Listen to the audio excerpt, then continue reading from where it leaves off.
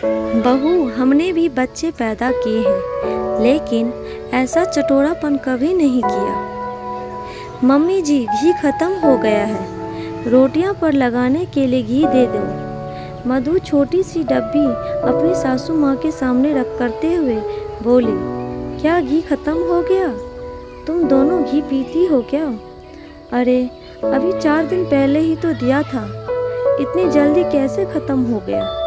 मैं इतनी सी डिब्बी से पूरे हफ्ते भर की रोटियां पर घी लगाती थी, पर आजकल की बहुओं को बचत से कुछ लेना देना ही नहीं। कहते हुए विमला जी ने मधु के हाथ से वह घी की डब्बी ली और अपने कमरे में रखी उस छोटी सी अलमारी का ताला खोलकर उसमें घी भरने लगी। घी डालने के बाद मधु की हिदायत देते हुए बोली, पढ़ी लिखी है, अपनी जेठानी जैसी गंवार नहीं। माना तू कमाती है, इसका मतलब ये नहीं कि दोनों लड़कों को पढ़ा लिखा कर इतने बड़े ओहदों पर पहुंचाया है। विमला जी मधु को अपना ज्ञान देते हुए बोली, मधु जब घी लेकर रसोई में पहुंचती तो उसका लटका हुआ मुंह देखकर उसकी जेठानी अपनी हंसी दबाते हुए बोले, देवरानी जी, सासू माँ की बातों को ज़्यादा दिल से मत लगाओ। खैर, अभी नई हो, कुछ दिनों बाद इस घर के कायदे कानून समझ जाओगी। मुझे भी शुरू में तुम्हारी तरह बहुत बुरा लगता था, अब तो इस कान से सुनकर उससे निकाल देती हूँ। मधु की शादी को लगभग 2 महीने होने को आए हैं और इन 2 महीनों में वह इतना समझ गई थी कि घर में उसकी सास का सिक्का चलता है। ससुर जी उनके किसी भी आदेश को नकार नहीं पाते, बस एक मूक दर्शक की भांति हर बात के लिए मौन स्वीकृति दे देते हैं और दोनों ही बेटे घर के मामलों में दखल न देने की बात कह कर अपना पल्ला झाड़ देते हैं। जब बेटों और ससुर की सुनवाई न थी तो बहुओं की क्या औकात। संयुक्त परिवार में पढ़ी बली मधु पढ़ी लिखी नौकरी पेशा लड़की थी। उसकी दादी और मम्मी में हमेशा से बहुत अच्छी बनती थी। मजाल है कोई अनजान उन्हें सास बहू समझे। उसकी दादी उसकी मम्मी का एक बेटी की तरह ख्याल रखती थी, इसीलिए मधु के नज़रों में शुरू से ही सास की बहुत अच्छी छवि बनी थी। शादी के समय भी उसकी दादी व मम्मी ने इन्हीं बातों को समझाकर विदा किया था कि बेटियां सास दूसरी माँ ही होती है, उनको माँ की तरह सम्मान देना और अपने दिल की बातों को और किसी भी जरूरत को उनके सामने बेहिचक कहना। मधु ने अपनी दादी व माँ की बातों को अपने आंचल से बांधकर ससुराल में कदम रखा, लेकिन उसकी सासू माँ की दुनिया उसके मायके की दुनिया से बिल्कुल अलग थी। सासू माँ बहुओं से दोगला व्यवहार करती थी। उनके हुक्म बगैर वहाँ एक पत्ता भी न हिलता था। खुद किसी काम को हाथ न लगाती थी, लेकिन बहुओं का एक पल भी आराम से सांस लेना उसको गवारा न होता था। खाने पीने की चीज़ें अपने कमरे की अलमारी में रखती थी और सब्जियां नाप तोलकर बनाने के लिए देती। मधु ने जब अपने पति से इस बारे में बात की तो वह बोले मधु, मैं तो बचपन से ही यही देखता आया हूँ। दादी ऐसा करती थी तो मम्मी भी। वैसे भी भाभी को इतने साल हो गए, उन्हें इस बात से दिक्कत नहीं, तो तुम क्यों परेशान हो रही हो? तुम तो नौकरी करती हो, अगर तुम्हारा कुछ खाने का मन करे तो बाहर खा पी लिया करो। ऐसी छोटी छोटी बातों का बतंगड़ मत बना, खुद परेशान हो ना मुझे परेशान करो। उसकी मम्मी और दादी भी उसे समझाते हुए यही कहते, बेटा 1-2 साल लग जाता है ससुराल में सामंजस्य बिठाते हुए, धीरे धीरे सब ठीक हो जाएगा, तू धीरज रख। मधु ने भी इन सब बातों को सुन सब्र कर लिया। और सब तो फिर भी ठीक लगता, लेकिन अपनी सास की यह आदतें उसे अच्छी नहीं लगती थी कि बहुओं के खाने पर भी रोक टोक और खुद अकेले में अपना मनचाहा बनाकर खा लेती।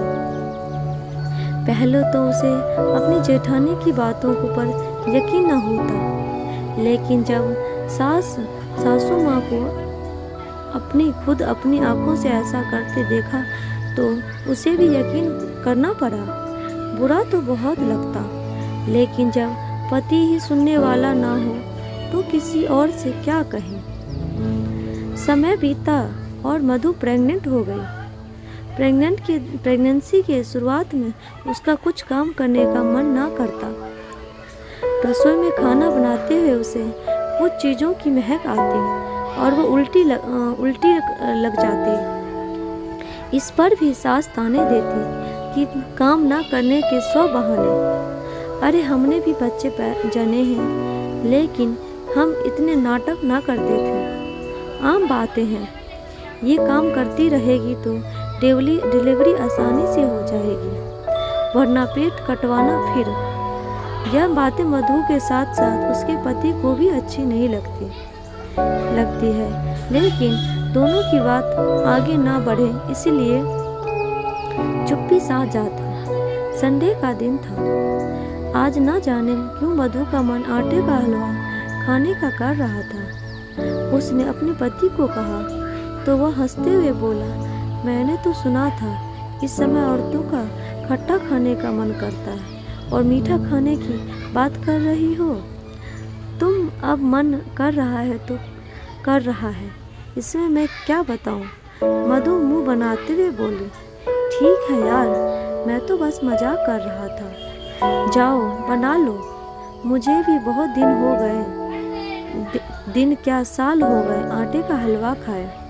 मुझे तो आटे का हलवा बनाना नहीं आता। मधु मुंह लटकाते हुए बोली, भाभी बहुत अच्छा आटे का हलवा बनाती है, उनसे बनवा लो, मना नहीं करेगी। बहना, हलवा तो मैं बना दूंगी, लेकिन उसके लिए घी तुम्हें सासू माँ से मांगना होगा। उनका तो तुम्हें पता ही है ना। जेठानी उसे समझाते हुए बोली, उसे इस समय मम्मी मना करेगी, मुझे तो नहीं लगता। तुम्हें ऐसा नहीं लगता तो एक बार अपने मन की कहकर देख लो। मधु ने जैसे ही सासू माँ से अपने मन की बात कही, वह सुनते ही बिफर गई। क्या छोटी बहू, वैसे तो तुम से काम नहीं हो रहा, खाना बनाते ही उल्टी आती है, फिर हलवा खाने का मन कैसे कर गया। उससे उल्टी नहीं आएगी। सब समझती हूँ मैं आजकल की लड़कियों के चोचले। हमने भी बच्चे पैदा किए हैं, पर ऐसा चटोरापन कभी नहीं किया।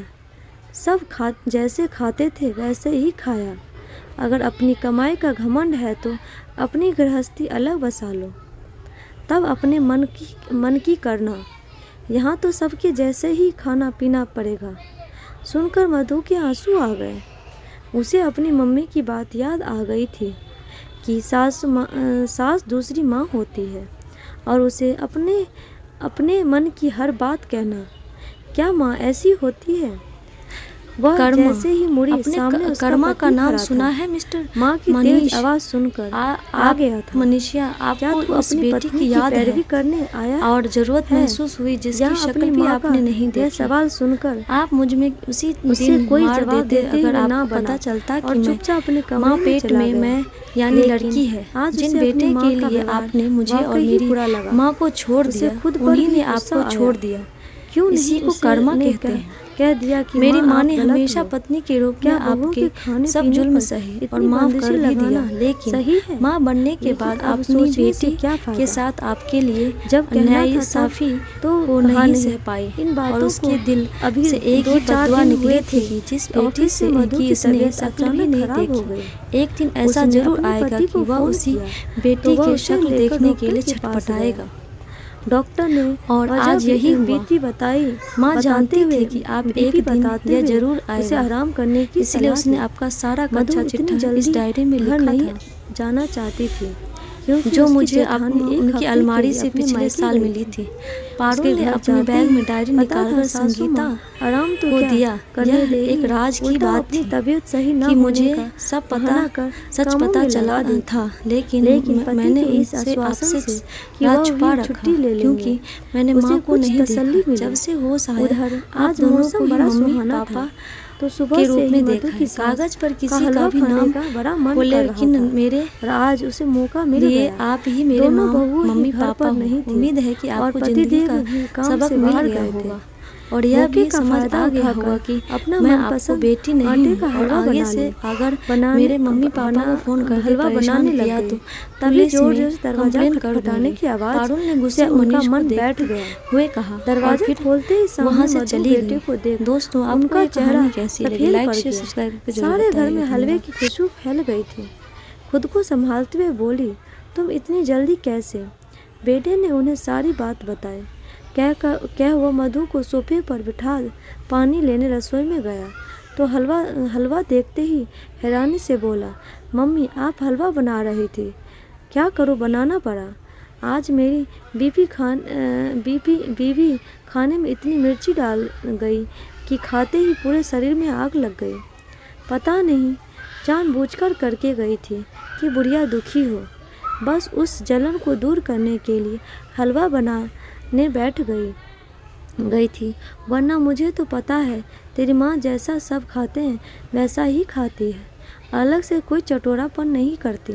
बहू की तरह मधु की सास सारा दोष मधु पर लगाते हुए बोली, बस करो माँ, सब्जी मैंने भी खाई थी, सब्जी में कोई मिर्ची नहीं थी।